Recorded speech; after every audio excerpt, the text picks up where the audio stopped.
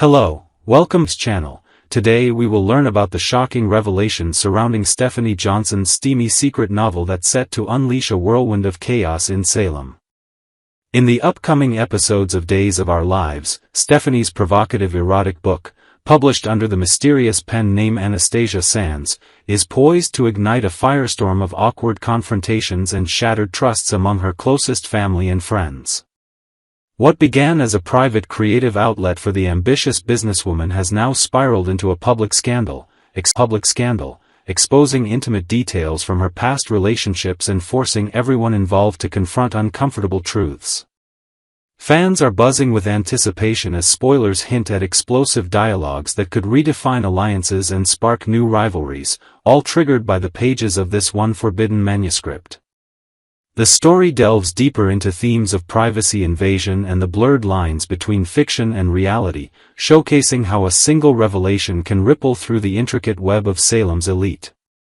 First on the scene is Steve Johnson, the rugged private investigator whose protective instincts are about to clash head-on with his own unexpected embarrassment.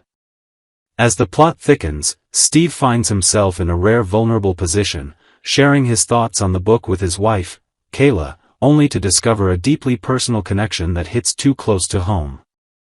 This moment marks a pivotal shift in the Johnson family dynamic, highlighting Steve's evolution from a stoic guardian to a father grappling with his daughter's independence in ways he never imagined.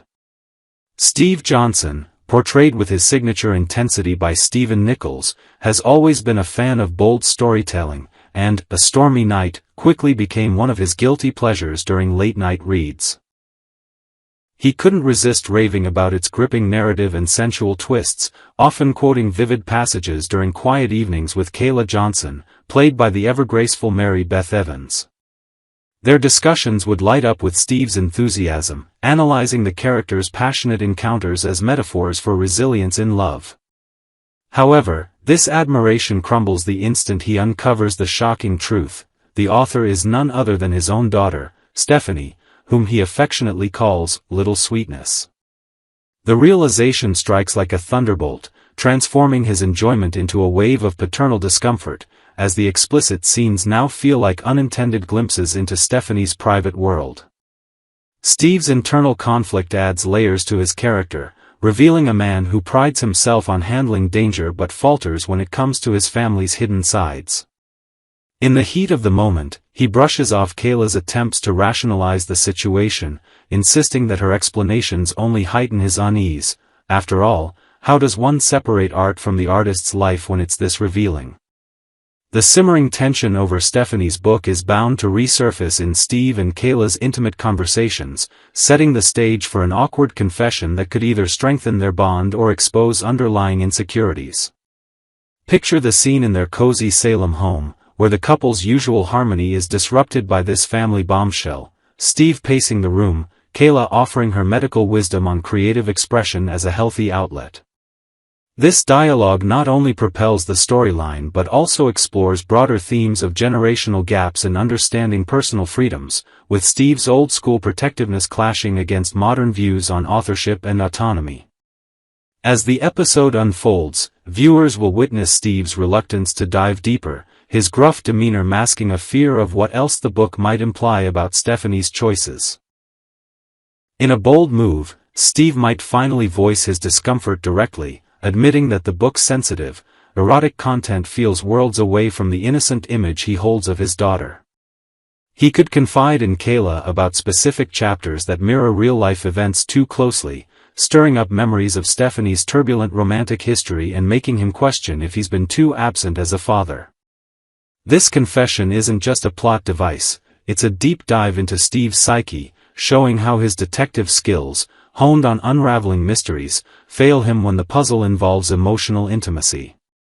The scene could extend into a heartfelt analysis of the novel's themes, with Steve pondering whether Stephanie used writing as therapy for past heartbreaks, adding a poignant layer to their family narrative.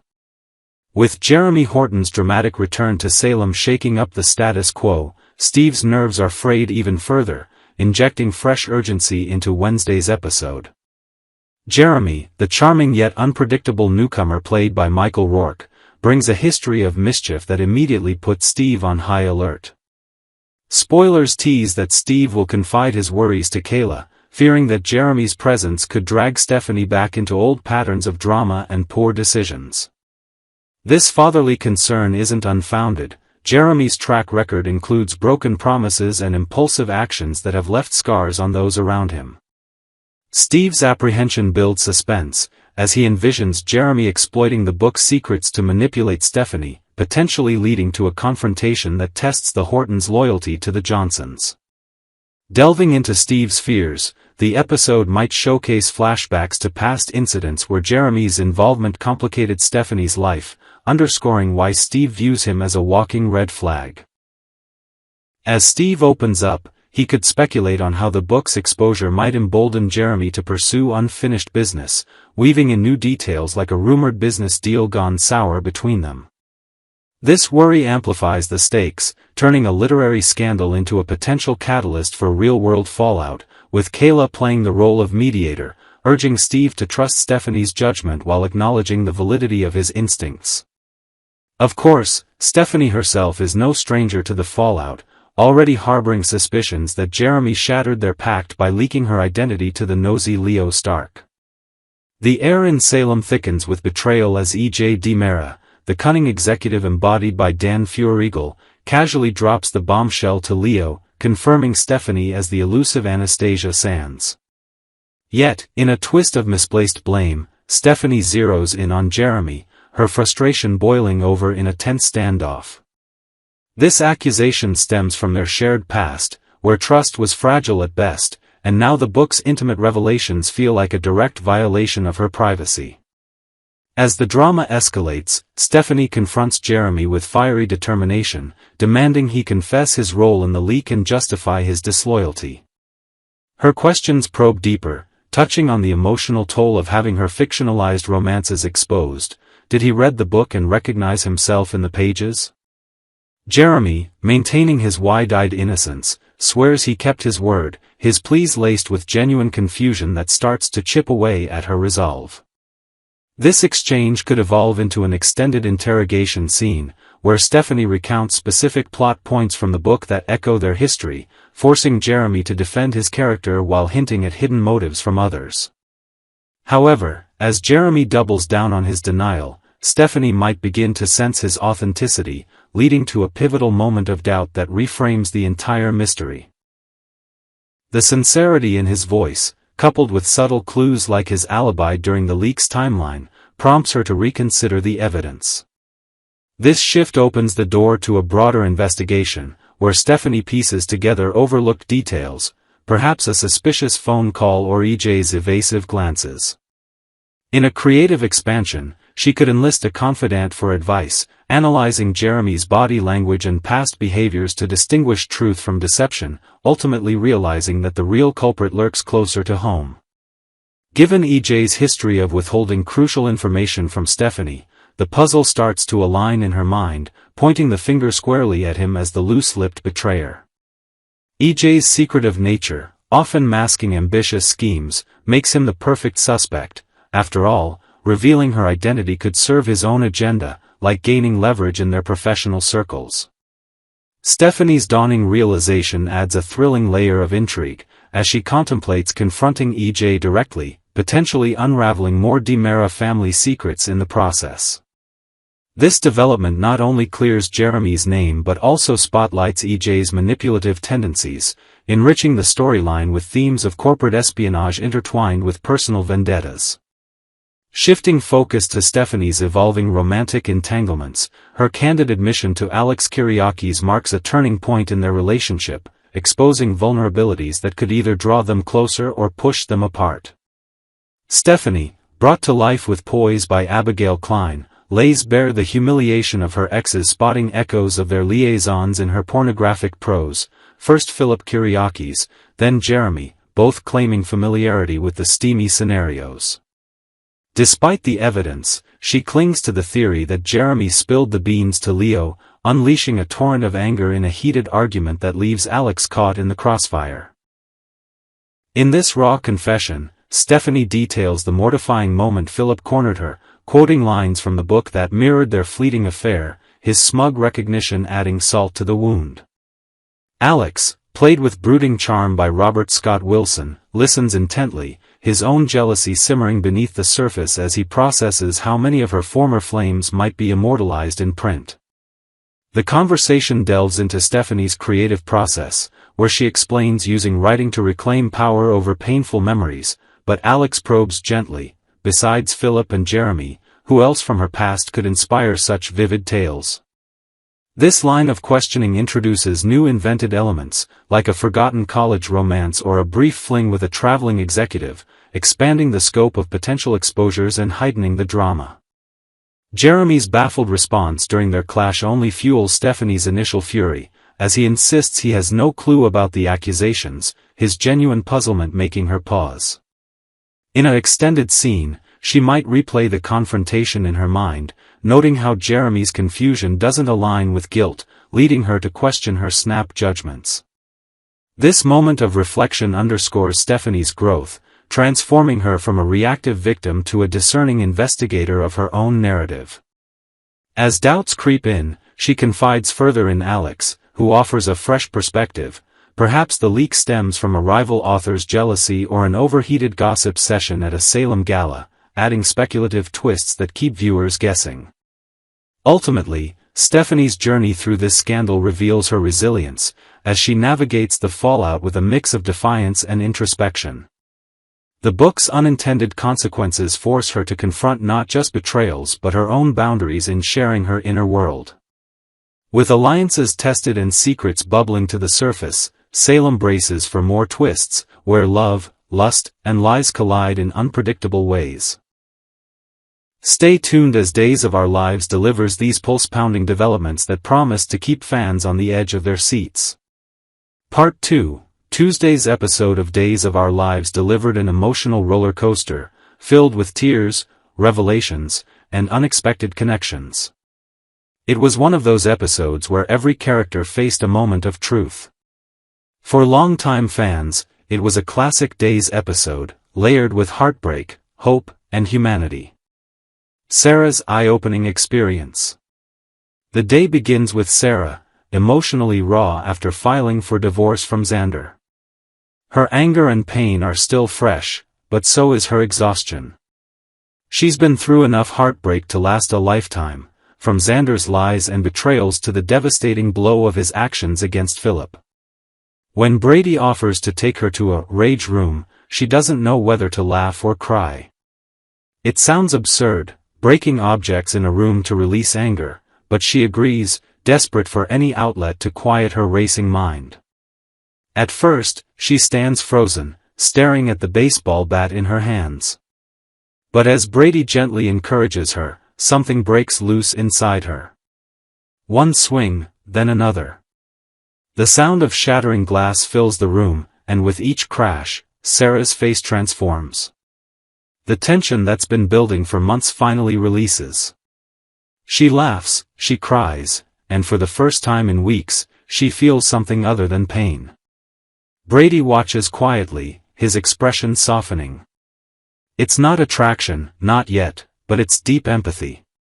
He knows what it's like to hit rock bottom, to lose everything. Later, in a quiet moment, he tells her, "You're not broken, Sarah.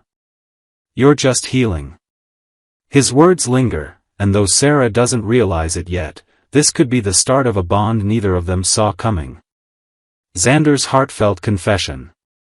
Meanwhile, Xander sits across from Dr. Marlena Evans, his hands clenched, his voice shaking. Gone is the arrogant, overconfident man Salem once knew.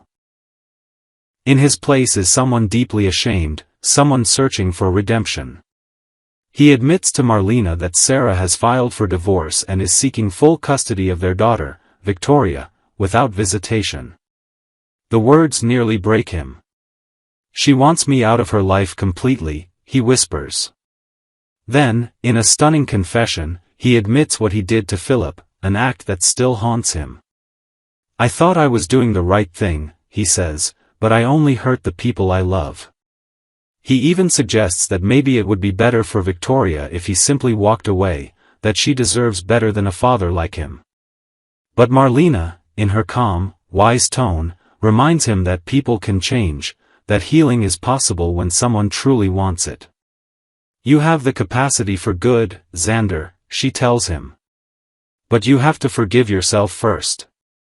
He looks at her, eyes glistening, and says, I want to get better, but I can't do it alone.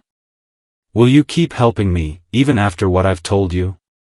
Marlena nods, but with a condition, as long as you're completely honest with me, and with yourself. In that moment, something shifts in Xander. He promises full transparency and asks if there's any chance to make things right with Sarah. Marlena gently tells him that the first step is making things right within himself. And for the first time in a long time, Xander nods, because now, he has something real to fight for, his daughter. Jennifer faces reality. Elsewhere in Salem, Jennifer Horton has her own moment of reckoning. After weeks of denial and misplaced hope, she finally admits that her marriage, and perhaps the illusion of her perfect family, may never return to what it once was. A quiet scene finds Jennifer sitting alone in her living room, staring at an old family photo. The memories flood back, the laughter, the love, the chaos. She's always been the glue that held everyone together. But even glue can crack under pressure. Later, she confides in a friend that she's realizing something painful yet freeing. Sometimes, love changes form. It doesn't always disappear, it just evolves. For Jennifer, the path forward means learning to stand on her own again, even if it means letting go of the past. Anna's fury at Tony. Meanwhile, Anna DiMera is in no mood for calm reflection. When she learns that Tony has once again gotten involved in DiMera business behind her back, her temper erupts. Her voice echoes through the DiMera mansion as she confronts him, waving a glass of wine for emphasis. You said you were done with this, Tony. Done with secrets, done with the scheming. Tony, ever the diplomat, tries to soothe her. But Anna isn't having it. She's tired of living in the shadow of the DiMera legacy, tired of watching her husband get pulled into family chaos time and time again. Every time you go back to that world, she snaps, you lose a little more of yourself. And I lose a little more of us. The tension is thick, but beneath her anger, it's clear that Anna's outburst comes from love. She's afraid of losing him again, afraid that power and pride will destroy what they've built. JJ seeks guidance from Theo. In a quieter subplot, JJ Devereaux turns to Theo Carver for advice. JJ has been struggling with direction lately, unsure about his future, uncertain about his purpose. Theo, with his calm wisdom and quiet strength, becomes an unlikely mentor. Over coffee in the town square, JJ admits that he's been feeling lost. Theo listens carefully, then tells him something simple but profound. Sometimes, finding your way back doesn't mean starting over. It just means remembering who you were before you got lost. It's a line that hits JJ deeply. Maybe it's time to stop running from his past, and start building something new.